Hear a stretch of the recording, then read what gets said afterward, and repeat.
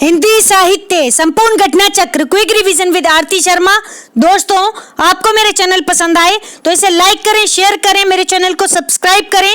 साथ ही साथ मेरे वीडियोस को के अगले नोटिफिकेशंस को पाने के लिए बेल आइकन को प्रेस करें।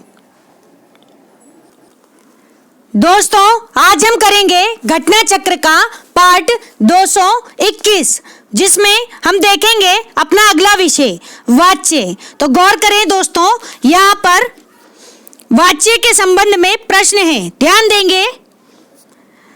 मोहन से चला नहीं जाता, एक वाक्य दिया गया है, ठीक है। क्या है? मोहन से चला नहीं जाता, ठीक है। जैसे कहीं आपको नहीं दिखे समझ जाइए नकारात्मक वाक्य है, निषेधात्मक वाक्य है, ठीक है। अब देखें क्या कह रहे हैं, मोहन से चला नहीं जाता, यानी कि मोहन के पैर में कुछ हुआ है या कोई असमर्थता है जिस वजह से मोहन से चला नहीं जाता, ठीक है। तो दोस्तों पूछ रहे हैं कि इस वाक्य में कौन सा वाच्य है। हो सकता है आपके लिए शब्द नया हो दोस्तों, हो सकता है कि शब्द नया हो, शब्दों से घबराना नहीं है, समझना है कि हम ये सब क्यों पढ़ रहे हैं, ठीक है। कुछ भी अलग नहीं है, थोड़े हिंदी के ऐसे शब्द हैं कि हमारा सिलेबस इतना ज़्यादा होता है कि हम पूरे टॉपिक्स कवर नहीं कर पाते, ठीक है। तो एक एक बात को पढ़ें और अच्छे से पढ़ें, ठीक है। तो ध्यान दे दोस्तों, पूछ रहे हैं कि मोहन से चला नहीं जाता, इस वाक्य में कौन सा वाच्य है। यहाँ पर वाक्य शब्द अलग है और वाच्य शब्द अलग है, समझ रहे हैं मेरी बात। वाक्य शब्द अलग है, वाक्य मीन्स सेंटेंस और वाच्य मीन्स वॉइस, ठीक है। तो ये बात आप ध्यान में रखेंगे, ठीक। अब देखें, इसका उत्तर है ऑप्शन बी। कौन सा वाच्य? भाव वाच्य है दोस्तों, भाव वाच्य, ठीक है। कहीं ना कहीं मोहन की फीलिंग्स पता चल रही हैं, फीलिंग्स एक्सप्रेस हो रही हैं कि मोहन से चला नहीं जाता, ठीक है। ऑप्शन बी सही उत्तर है। देखते हैं प्रश्न की व्याख्या। गौर करेंगे दोस्तों, ध्यान दें। भाववाच्य, भाववाच्य क्रिया के उस रूपांतर को कहते हैं जिससे वाक्य में क्रिया अथवा भाव की प्रधानता का बोध होता है, ठीक है। किस किस की प्रधानता का? क्रिया और भाव की, क्रिया और भाव की, इन दोनों की, क्रिया और भाव, ठीक है, दोनों की प्रधानता होगी। मैंने पिछले वीडियो में केवल भावों की प्रधानता बताई थी, तो ध्यान रखें, क्रिया भी होगी और भाव भी होंगे, दोनों ही होंगे, दोनों की प्रधानता होगी, ठीक है। क्रिया कैसी होगी? आकर्मक होगी। कैसी होगी? आकर्मक होगी, ठीक है। ये बात ध्यान रखेंगे। तो देखते हैं फिर से एक बार व्याख्या।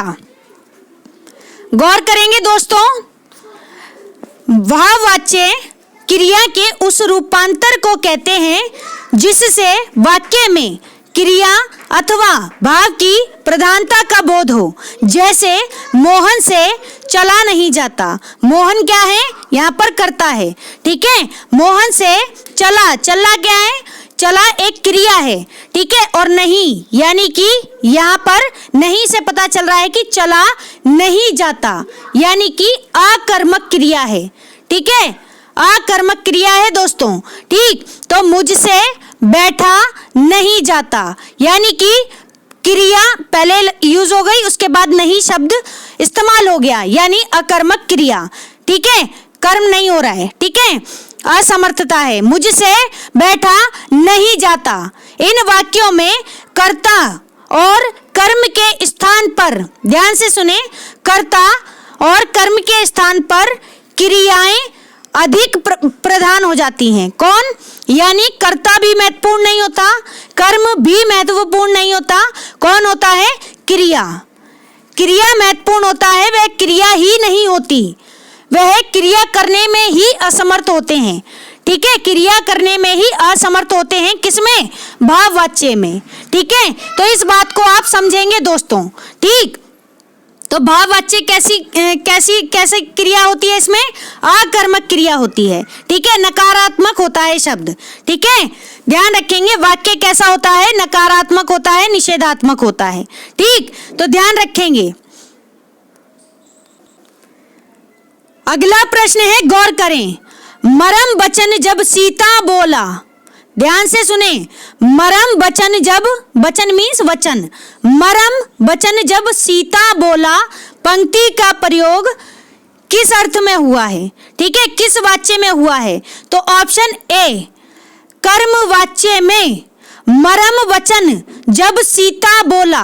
अब ध्यान दो, मैंने आपको बताया था जब मैं आपको इससे पिछले वीडियो में पढ़ा रही थी, ठीक है, कर्म पहले आ जाता है और कर्ता कौन है ये बाद में आ जाता है। तो सीता कौन है? कर्ता है, ठीक है। मरम वचन, ठीक है, ये क्या है? ये कर्म है एक तरह से, ठीक। तो यहाँ पर क्या है? कर्म वाच्य है। कौन सा है? कर्म की प्रधानता होती है कर्म वाच्य में, ठीक। मरम वचन जब सीता बोला, ठीक, तो इस पंक्ति में क्या है? कर्म वाच्य है, ठीक। देखते हैं प्रश्न की व्याख्या, गौर करेंगे दोस्तों। यहां व्याख्या कराने से पहले आप मेरी बात सुने दोस्तों। जो कोई भी मेरा चैनल देख रहा है, ठीक है, आप यहां से पढ़ रहे हैं, ठीक, तो आप इस चैनल को सब्सक्राइब जरूर कर लें, ठीक है ना, जिससे कि हमें भी पता चलता रहे। और अगर वीडियो देख कर के जाते हैं तो वीडियोस को अगर अच्छी लग रही हैं तो लाइक करें, अगर बेकार लग रही है तो बिल्कुल से डिसलाइक कर लें, कोई ऐसी दिक्कत नहीं है, ठीक है। लेकिन आप वीडियो को लाइक करते हैं तो पता चलता है कि कितने लोग देख रहे हैं। अभी केवल मैं उन लोगों को ही समझ पाती हूं जिनके कमेंट्स मेरे वीडियोस पे आते हैं, ठीक है ना। 1 2 3 जो भी लोग करते हैं तो उनसे मुझे पता चलता है कि वो लोग पढ़ रहे हैं कम से कम, ठीक है। तो अगर ऐसे लोग भी हैं जो पढ़ाई कर रहे हैं और जिन्होंने चैनल को अभी तक सब्सक्राइब नहीं किया है तो आप बिल्कुल कर लें दोस्तों, ठीक है। और कमेंट आप लोग भी करें अगर नहीं कर रहे हैं, जिससे कि आपका और हमारा थोड़ा बहुत कुछ कनेक्शन हो, ठीक है, हम एक दूसरे से संपर्क साध पाएं, ठीक है। और अगर मेरी वीडियो में कुछ कमियां होंगी तो आप मुझे अच्छे से बता पाएं, जिससे मैं अपने वीडियोस में सुधार कर सकूं, ठीक है ना। बाकी वीडियोस आप ही के लिए हैं, अगर आप थोड़ा बहुत भी आपको इससे फायदा मिल रहा है तो इनको लाइक करें और मेरे चैनल को जरूर सब्सक्राइब कर लें, ठीक है। ऐसे चुपचाप होकर के ना पढ़ें, ठीक है, कुछ नहीं जाएगा आपका, ठीक।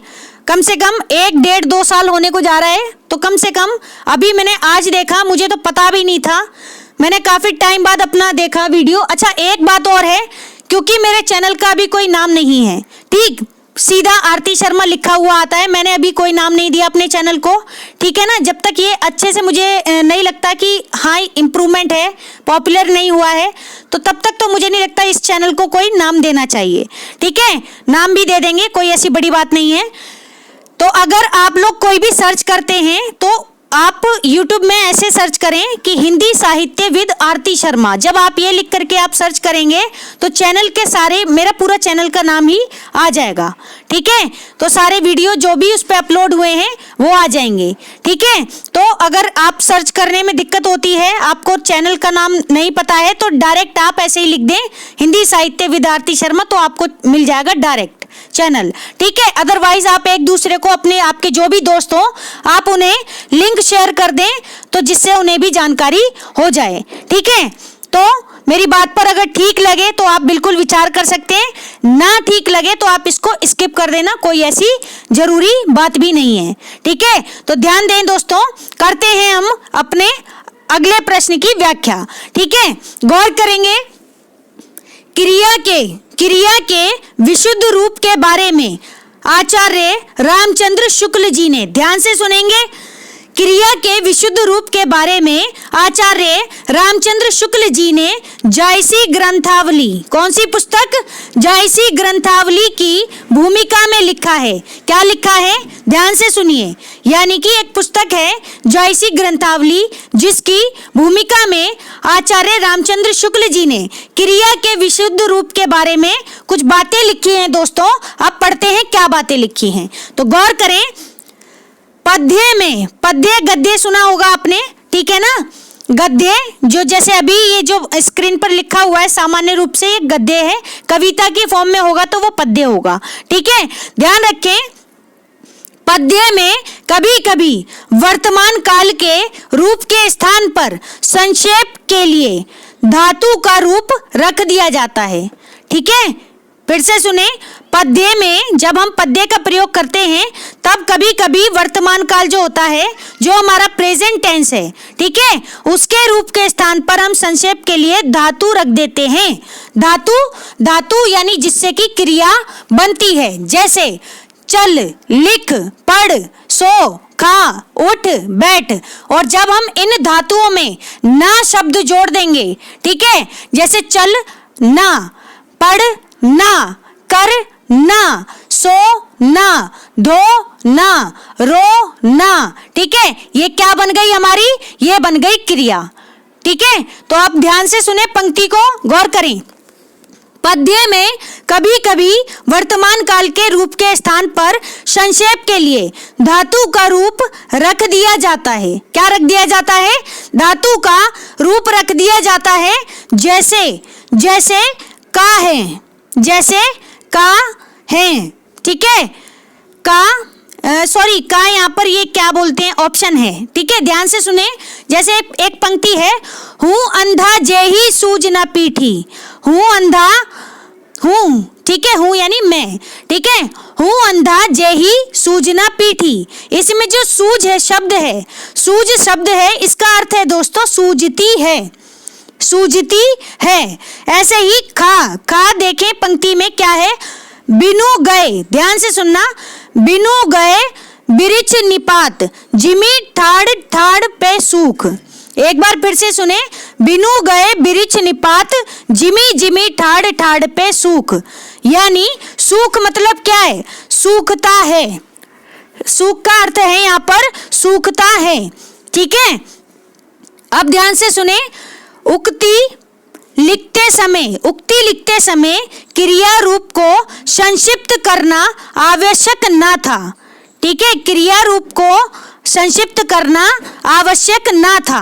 शुक्ल जी ने, ध्यान से सुनना, शुक्ल जी ने एक रोचक उदाहरण तुलसीदास जी से दिया। क्या दिया?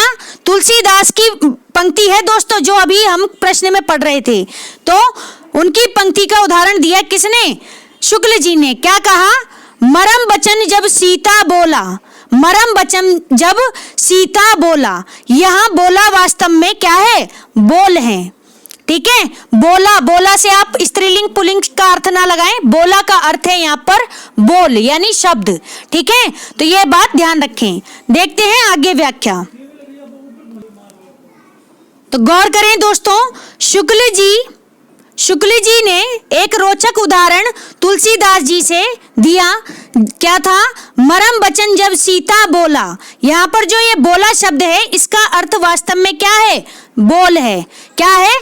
बोल है। छंद की दृष्टि से अगर हम देखें तो यह संक्षिप्त ना होकर विस्तृत हो गया है। क्या हो गया है? संक्षिप्त मीन्स होता है छोटा, विस्तृत मीन्स होता है बड़ा, विस्तार कर देना किसी का। ठीक है, तो बोल से हमने आ की मात्रा इसमें लगा दी, क्या कर दिया? इसको, इस शब्द का विस्तार कर दिया। ठीक, तो शब्द कैसा हो गया है? संक्षिप्त ना होकर विस्तृत हो गया है। ऐसे पदों का एक उदाहरण जायसी ने भी दिया है। क्या दिया है? ध्यान से देखें। देखी चरती पद्मावती हंसा। देखी चरती नहीं है, चरित है। देखी चरित पद्मावती हंसा। ठीक है, ये किसकी पंक्ति है दोस्तों? पंक्ति है जायसी की। ठीक है, ध्यान से देखें। शुक्ल जी कहते हैं बोला और हंसा, यहाँ पर किस शब्द का हुआ है? हंसा शब्द का विस्तार कर दिया, हंस का हंसा कर दिया गया है। ठीक है, हंस का हंसा कर दिया गया है। हंसा नहीं है, हंसा है, हंसा। ठीक है, देखी चरित पद्मावती हंसा। ठीक, तो बोला और हंसा वास्तव में बोल और हंस हैं। क्या है? बोल और हंस हैं, जो छंद की दृष्टि से दीर्घांत कर दिए गए हैं। दीर्घांत यानी जिनका अंत बड़ी मात्रा से हो रहा है। ठीक है, दीर्घांत कर दिए गए हैं। कहने की आवश्यकता नहीं है कि संक्षिप्त रूपों का व्यवहार, संक्षिप्त यानी कि जो शब्द है उसके छोटे रूपों का व्यवहार दोनों लिंगों में समान रूप से हो सकता है। ठीक है, दोनों लिंगों में यानी स्त्रीलिंग में भी और पुल्लिंग में भी, दोनों में समान रूप से हो सकता है व्यवहार। किसका? शब्द का। ठीक है, कहने की आवश्यकता नहीं कि संक्षिप्त रूपों का व्यवहार दोनों लिंगों में समान रूप से हो सकता है। तुलसीदास और जायसी, ठीक है, ध्यान से सुनना, तुलसीदास और जायसी कर्मवाच्य प्रयोगों से अच्छे से परिचित थे और रामचरितमानस में ऐसे रूप बहुत सारे भरे पड़े हैं। तो रामचरितमानस में ऐसे हमें कई उदाहरण देखने को मिलते हैं जो कि किससे जुड़े हुए हैं, कर्मवाच्य से। ठीक है, तो ध्यान रखेंगे, गौर करेंगे दोस्तों प्रश्न की अगली व्याख्या पर। ठीक है, ध्यान दें, संभव है, ध्यान से सुने, संभव है बोला शब्द का संबंध मरम वचन से है। किससे? मरम, अच्छे वचन। ठीक है, लेकिन जायसी ने जो हंसा शब्द का इस्तेमाल किया है, ठीक है, निसंदेह क्रिया का विशुद्ध रूप ध्यान में रखकर किया है। ठीक है, क्रिया के विशुद्ध रूप को ध्यान में रखकर जायसी ने हंसा शब्द का, हंसा नहीं, हंसा शब्द का प्रयोग किया है। ठीक, प्रस्तुत वाक्य में क्रिया में कर्म की प्रधानता है। किसकी? कर्म की प्रधानता है। स्पष्ट है कि यहाँ पर जो वाक्य हमें दिया गया है कैसा है?